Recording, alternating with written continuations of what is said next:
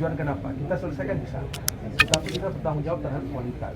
Idealnya Pak, Ya, kalau yang bisa yang perpanjangan itu berdasarkan peraturan dari pemerintah.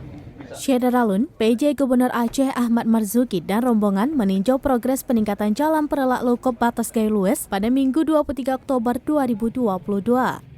Setibanya di base camp segmen 1 di Desa Payauno, Kecamatan Rantau Perelak, Aceh Timur, rombongan PJ Gubernur Aceh disambut oleh Kadis PUPR Aceh, Mawardi, PJ Bupati Aceh Timur, Insinyur Mahyuddin, anggota DPRA Iskandar Usman Al-Farlaki, Ketua DPRK Aceh Timur, Fattah Fikri, Sekda, Dandim, Kapolres, Kejari, serta unsur Kepala OPD, rekanan pelaksana proyek Multi-Years Contract atau MYC, dan jajaran Muspika. Setelah mendengar pemaparan dari Kadis PUPR Aceh, Mawardi, dan KPA proyek MYI, Kurnia, PJ Gubernur Aceh mengingatkan rekanan agar memacu progres pekerjaan sebelum masa kontrak habis akhir Desember 2022. Bila perlu, rekanan menambah alat dan tenaga kerja untuk memacu pengerjaan agar selesai sesuai dengan kontrak yang sudah ditetapkan. Rekanan jangan hanya ngebut mengejar waktu tapi hasilnya asal jadi, melainkan tetap mengutamakan kualitas pengerjaan.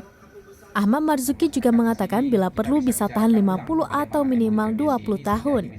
Sementara itu, T. Ayub, rekanan segmen 2 proyek MYC, memohon kepada PJ Gubernur Aceh untuk memperpanjang masa kerja mengingat tingginya rintangan yang dihadapi rekanan di lapangan.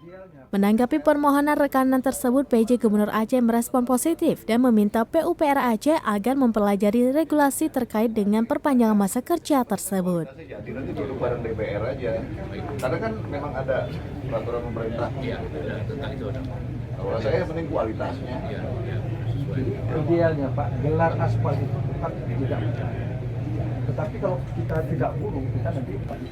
Dari Aceh Timur, Sen Henry, Serambi Om TV.